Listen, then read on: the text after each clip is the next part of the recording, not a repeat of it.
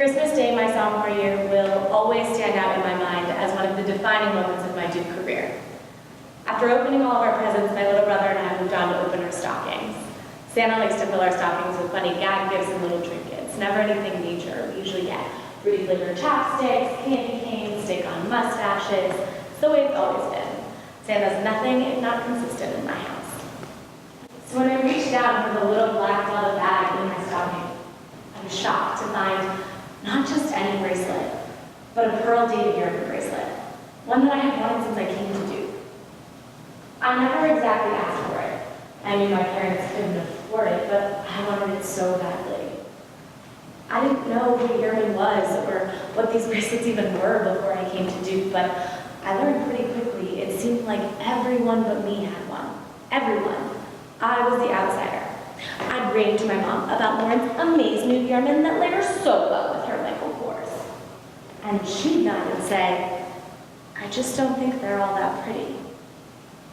So I was shocked when I held this little silver status symbol in my hand on Christmas morning. How could Santa put such a huge gift in my stocking?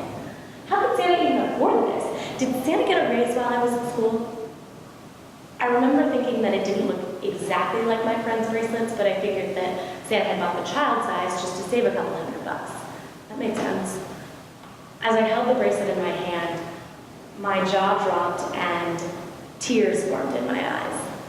That's right, I cried over a fucking bracelet. I was so happy. I wasn't consciously aware of how important this item was to me, but honestly, I wasn't fitting in that well at Duke, and there was a huge part of me that thought that the bracelet was the answer to all of that. As the tears of joy streamed down my cheeks, I gently put the bracelet on my hand and admired it, exclaiming that this was the best Christmas present ever. I looked up at my mom, and she had this look on her face. Her head was kind of cocked to the side, and she looked confused. Mom, how could you? This is incredible. Her mouth moved, but no words came out. My dad frowned and looked at my mom. I immediately grabbed my phone and sent a pic of the best Christmas present of my life to all my friends at Duke. Hashtag Merry Christmas, y'all. My parents didn't say anything as we cleaned up the wrapping paper and ate our Christmas brunch. I chattered on all day about how amazed I was with this incredible present and how I was never going to take it off. Thank God, I already had a Michael Kors to layer it with. How devastating would it be if I couldn't layer my Yerman? Like, oh my God, the horror. Later that night, my parents came to my room to say goodnight. They both sat on my bed and stared at me. My mom started to speak, but her words got caught in her throat, so my dad had to take over. Honey, we're so sorry, but that isn't a real bracelet.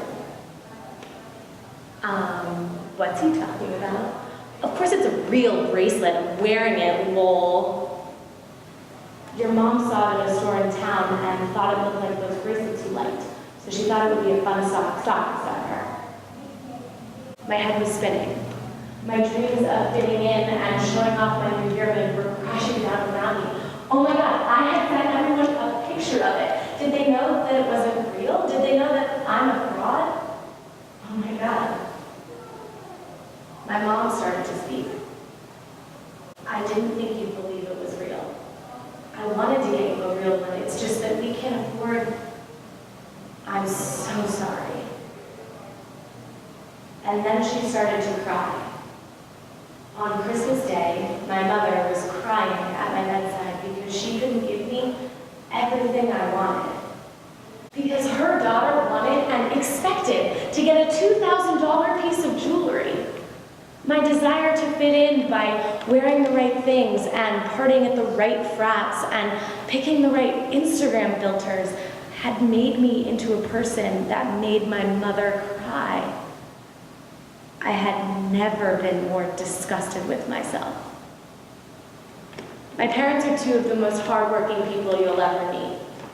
They gave me the gift of a $250,000 education without asking me to pay for a penny of it. But that wasn't enough for me, was it? I had to push. I pushed for a car and a parking pass and monogram bedding, and hunter rain boots, and a Barber jacket that honestly makes me look gigantic, and more money for more shots and 2 a.m. dominoes, and it was never enough. I woke up that evening. I woke up from the nightmare of allowing myself to be brainwashed by this campus's class culture. Just being home with my family for Christmas became enough. The gifts that they had given me became enough. Spending winter break drinking chai tea with my dad as we browsed used bookstores instead of spending money I didn't have, going skiing in Aspen with friends I didn't even like, became more than enough. Without the pressure to look a certain way or say the right thing, I taught myself that I'm enough. I didn't need to dress myself up in Yearman, or hook up with guys in the right fraternity, or base my self-worth on anything other than who I am, the person my parents raised me to be. You are enough. You are enough. We are all enough. And even if you don't believe that, I know that I'm enough.